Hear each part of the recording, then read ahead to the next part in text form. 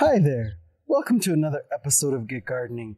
You know, it's really the smallest things in my garden that can get me so excited. Right now, it's my bonsais that made it through the winter. I see the little green buds are emerging, and that makes me so excited because this is the first time that I've ever had a bonsai survive over the winter. I've never really put a ton of effort into bonsai, and last year I decided to give it another go, and I'm really excited that this larch made it over winter, and I also have a burberry that made it over winter. So today I'm going to repot them, give them a little bigger home so they can grow nice and healthy.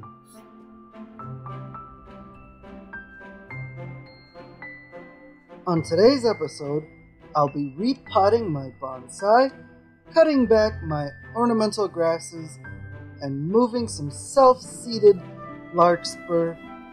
So join me today on Get Gardening.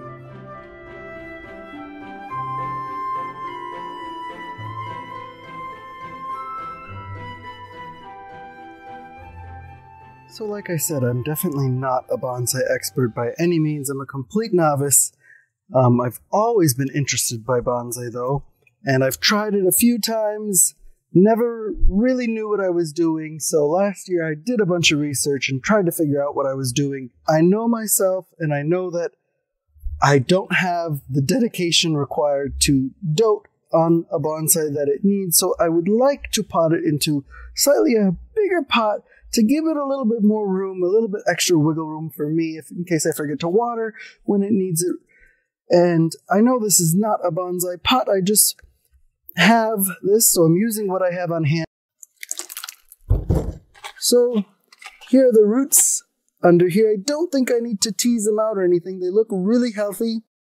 I don't really want to disturb the root ball, and like I said, I know I'm over potting this by a lot, but I want this plant to grow big and healthy, and in a few years I can always reduce the size of its root ball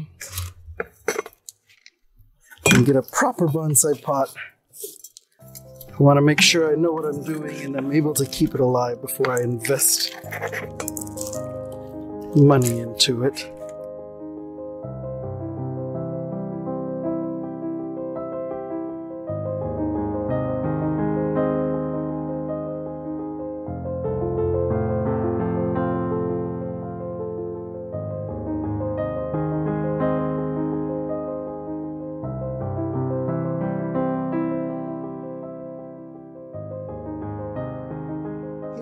Now that it's done, like I said, it's just in training. It's a temporary pot. I've got lots of drainage holes in the bottom. I'm just pleased that it made it over the winter. As it starts to grow this year, I can try and shape it a little bit more. It's a little too straight at the top for me. I think I'd like to take this down a little bit and create a better taper for it. But I'm super thrilled that it made it. So I'm going to use my other pot to pot up my burberry bonsai. This is a great pot, and it'll be giving my burberry a little extra room. Here is my burberry bonsai. This was a bush that was growing in my front yard, and I thought it was time to move it, and I thought, what a beautiful trunk it has. And so I thought, let's try to make it into a bonsai, and if you can see, there are buds on it, so it is alive. And I think in a few years, if this actually develops with that trunk, I think it could be quite unique. And I got this from free. Instead of throwing it away, I thought I'd make a bonsai. So this one is going to get a tiny upgrade and go into the pot where the larch came from. And so they both get a little bit more room to grow with this year. So take a look at this. My primrose just opened. That beautiful pale yellow color really is a sure sign that spring has come. Well, the ornamental grasses have looked great almost all year round. They look great when they're in the green, but they look amazing like this. All winter they've had this beautiful golden color, great movement, and this is the only time of year that I really ever have to do maintenance to the grasses.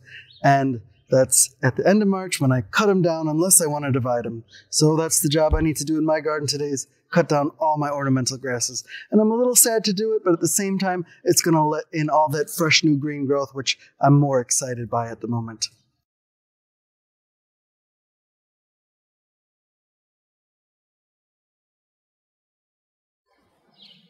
Take a look at the Hellebore. It's just loaded with blossom. Looks wonderful.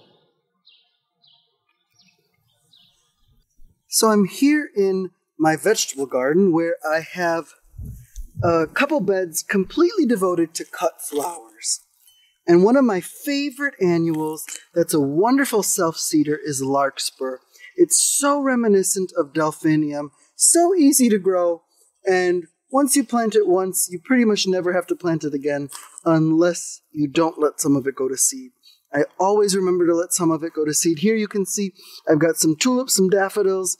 There's even an odd hyacinth over there that I have in my cutting bed. So that way when those bloom, I can enjoy some tulips and daffodils in the house without having to take them from the border.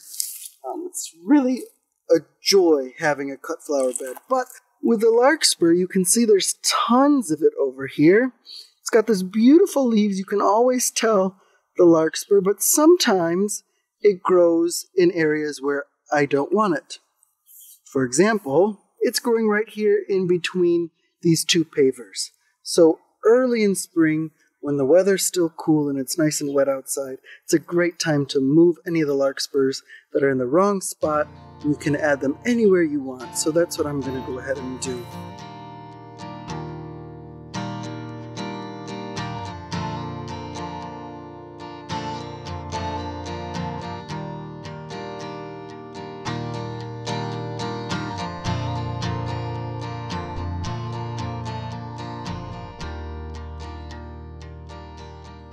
Here's the Larkspur that I dug up. If you try to get as much of the root as possible and make sure it's well watered wherever you plant it and keep it nice and watered for the first couple of weeks, it should root up there with no problem. So I think I'm going to add some of these to my walkway garden so I can have some of these blooming in there as well. Well, here they are. I made just a little clump here with some of the Larkspur that I could find that were easy to get to. I'm going to go ahead and water them in, and I'll be showing you this clump. Hopefully it'll be beautiful purples and lavenders. Thanks so much for watching. I hope you're able to get out there and get gardening. I'll see you next week.